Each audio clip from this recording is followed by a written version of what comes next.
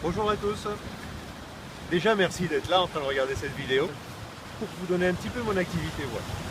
J'ai commencé à l'âge de 12 ans à Dénia en Espagne. Mes parents faisaient de la voile. J'ai voulu en faire, ils m'ont dit il faut que tu fasses de l'optimiste et tu prennes des cours et après tu iras naviguer. Depuis j'ai accroché et c'est devenu quelque chose de passionnant. J'adore la régate, mais vraiment la régate. J'aime bien les balades en mer, mais les régates c'est pour moi quelque chose de fantastique. J'ai navigué sur pratiquement tout type de support, que ce soit des vieilles gréements, que ce soit des hobbycats, des planches à voile, des 4-7, des half-toners, des mini-tons, et au niveau national en Espagne, au niveau international aussi, c'est un championnat d'Europe en 4-7.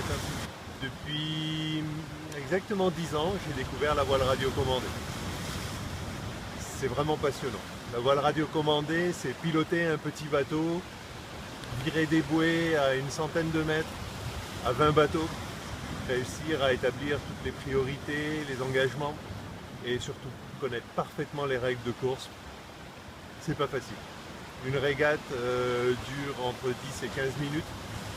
C'est une attention extrême. Résultat, c'est que l'on sort des courses trempées de sueur, vraiment trempées de sueur. Pourtant, on ne bouge pas beaucoup. On en fait entre 10 et 16 par jour. Je navigue dans 4 classes différentes. La classe 1 mètre, bateau de 1 mètre pour 1,70 m de mât.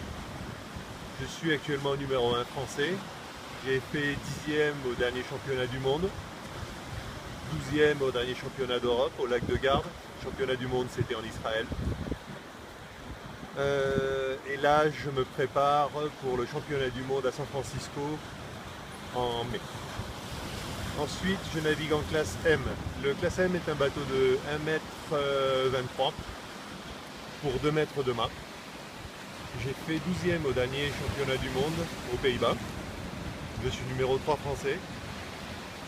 C'est un bateau vraiment très très beau, plus lourd que le 1 mètre avec des déplacements plus intéressants. Le classe 10, c'est une classe où je suis numéro 1 français aussi et qui est un bateau absolument fantastique. 1,23 m en ligne de flottaison pour 2,20 m de mât et 1,70 m en hors tout pour le mien. Vous imaginez les élancements. Ensuite, je navigue aussi en RG65, petit bateau de 65 cm. Là, j'ai pas fait grand chose comme régate. J'ai fait un championnat du monde en France où j'ai fini 2e et un championnat d'Europe en Grèce à Lavrio où j'ai fini 3e en ayant abandonné cette fois sur panne d'électronique. Peu dommage. Et là, je repars en RG65 pour un championnat d'Europe qui aura lieu fin mai, juste après ma rentrée de San Francisco. Mon budget annuel en régate est de 7 000 € pour cette année 2015. Il faut savoir que le championnat du monde à San Francisco, c'est déjà un budget de 2 500 €.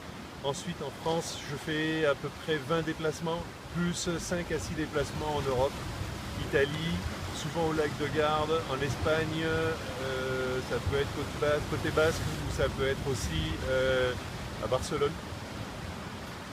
Ensuite en classe 10 je vais souvent faire le championnat d'Angleterre où j'ai réussi une fois à être champion d'Angleterre. Je suis l'unique étranger qui a jamais été champion d'Angleterre en classe 10 en 35 ans du trophée du championnat d'Angleterre. Voilà, grosso modo, je vous remercie en tout cas énormément. Quelle que soit la somme que vous pourrez me donner, elle sera utilisée soit pour changer de coque, soit pour changer les voiles ou acheter du petit accastillage. Il faut savoir qu'une coque varie, le prix est entre 1 500 € et 2 000 €. C'est pas mal comme budget. Les gréements aussi sont assez chers, surtout dans le classe M où tout est en carbone. Le classe 1 mètre, ça revient un petit peu moins. Voilà, merci beaucoup à tous et à bientôt j'espère. Je penserai très fort à vous à chaque régate. Au revoir.